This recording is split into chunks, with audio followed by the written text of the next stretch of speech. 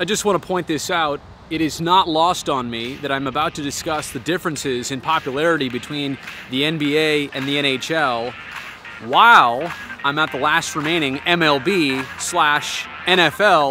football stadium in the country.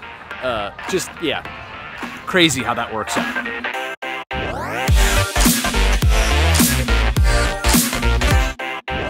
So, I mean, unless you've been living under a rock the last couple days, pretty sure you've seen what's happened with the Golden State Warriors. As if they weren't a super team already, now they definitely are. But this is not new to the NBA. I mean, this is a league based on super teams. Go all the way back to the Lakers and Celtics days. Go back to my childhood when the Bulls were the team to beat. And I mean, they added pieces over time. It wasn't like Dennis Rodman, for example, was part of that core group to begin with. I mean, this stat blows my mind here. The NBA has been around for 72 seasons.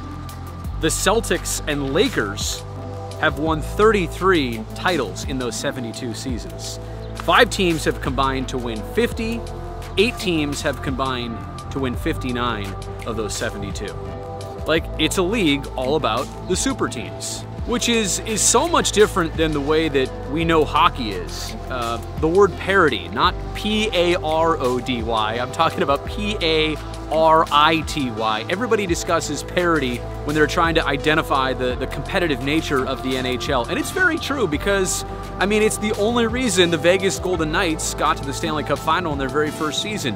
Parity. Like, there's so many good teams all within close range of each other. There really aren't those superstar-laden teams. Do this experiment, for example. Let's say you're a basketball fan and you're in Chicago. What's the one team, if I said, hey, there's one team, one visiting team you could see coming into United Center and watch? I'm pretty sure every boy, girl, man, woman, child, adult would say, I want to be there the night the Golden State Warriors roll into town. Like, they are the show right now. But do that same thing to any hockey fan. In fact, if you're a Sharks fan, what's the one team you've got to see when they roll into town? I understand, as of the last couple days, maybe it's the Toronto Maple Leafs with Tavares and Patrick Marleau. Maybe it is that group. Or maybe it's Ovechkin and the Caps. Or maybe it's Sidney Crosby and the Penguins.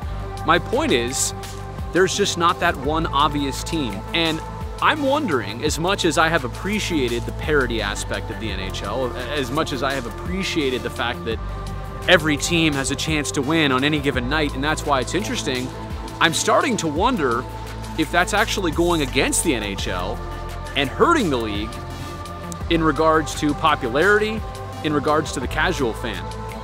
I'm not here to say that we need to cater to the casual fan. I'm not here to say that more eyeballs are necessarily better, but like, that's what hockey needs to grow right now. It needs that attention. It needs that kind of growth spurt. You look at the Warriors right now with 3 titles in the last 4 years. I mean, does any hockey team legitimately have the opportunity to do that kind of winning?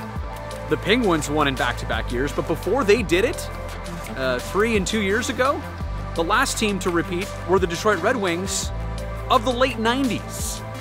So, I'm not saying there's things that fans can't latch onto. I'm not saying there's not great players and not great teams. I'm wondering if the lack of super teams is starting to impact popularity of the NHL. I'm wondering if it could be a bigger deal if they had some of these super teams like basketball does.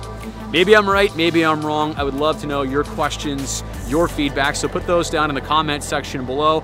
Hey, thumbs up if you like this video. Don't forget to subscribe here to my channel and check out some of the other great stuff I have for you here on YouTube.